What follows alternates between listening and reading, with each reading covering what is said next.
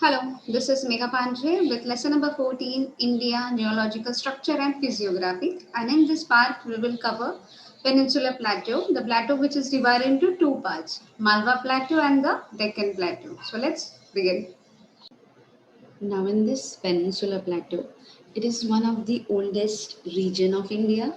This region appears in an inverted triangle. Its average height is around about 600 to 900 meters, and peninsular plateau are divided into two parts. Towards the north, it is called as Malwa Plateau, and the southernmost part of it called as Deccan Plateau. Now, the northern part slopes towards northeast, which is evident from the flow of river Chambal, Son, and Damodar. The southernmost slopes towards southeast. Most of its area is in south, hence it is called as Southern Peninsula. As it is surrounded by sea on the three side, it is called as Peninsula Plateau. Now, the next plateau we will be talking about is the Malwa Plateau. First, we will cover the Malwa Plateau, which are the mountains located in this region. Now, Aravalli Range is situated to the northwest part of Malwa Plateau. Aravalli is one of the oldest range in the world. It is a fold mountain. Mount Abu is the famous hill station is on this range. It is a very beautiful and pleasant. Guru Shikhar here, Guru Shikhar is the highest peak and its height is around about 1722 meters high. And towards the south of this region, the river like Chambal, Betwa, emerging from the Vindhyachal. From the Vindhyachal, these two rivers which emerge and flows northward and meets the river Yamuna. While river like Son flows northward and meets river Ganga.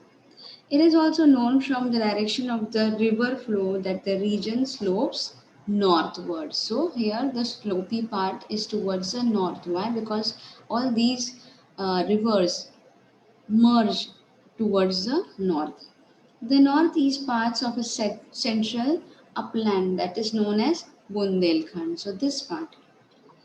Besides these rivers, Luni and Banas also originates in the Aravalli range in the northeast. So these Luni and Banas also originates in the Aravalli range in northeast, and these rivers vanish in the run of Kutch, while Sabarmati and Mahi, the location of Sabarmati and Mahi river, meets the Gulf of Khambat. From the flow of these rivers, it can be asserted that the western part of Malwa Plateau slopes towards the southwest, and Rajmahal Hill and Shillong Plateau are the part of Chota Nagpur Plateau, which also includes in Ranchi Plateau. Now, the next we will be talking about the Deccan Plateau. The Deccan Plateau is situated to the south of the Satpura, Mahadev and Maikal range, which is located to the south of the Malwa Plateau. The northwest part of the plateau are composed of lava deposits. To the western side, its border is demarcated by Western Ghats. So these are the Western Ghats which runs from north to south along the Arabian Sea coast. It has several local names. It is known as Sahyadri in Maharashtra and Karnataka, as Nilgiri in Tamil Nadu, as Annamalai and Kadimam range along the border of Kerala and Tamil Nadu. The southernmost portion of the Western Ghat is more lofty. Generally, the average height of the Deccan Plateau range between 9,000 to 1,000 meter, but at a few places it exceeds that height. Few isolated hills have more than 900 meters of height form the eastern boundary of this plateau. Now, this is called Eastern Ghat it has a general slope towards the southeast. So the slope is towards the southeast. How we come to know that the slope is towards the southeast? Because uh, the evidence which shows from the direction of the flow of the rivers, the rivers which flows are towards the eastern part, except river Narmada and Tapi, which flows westward. Most of the rivers of the Deccan Plateau flows eastward and meets the Bay of Bengal.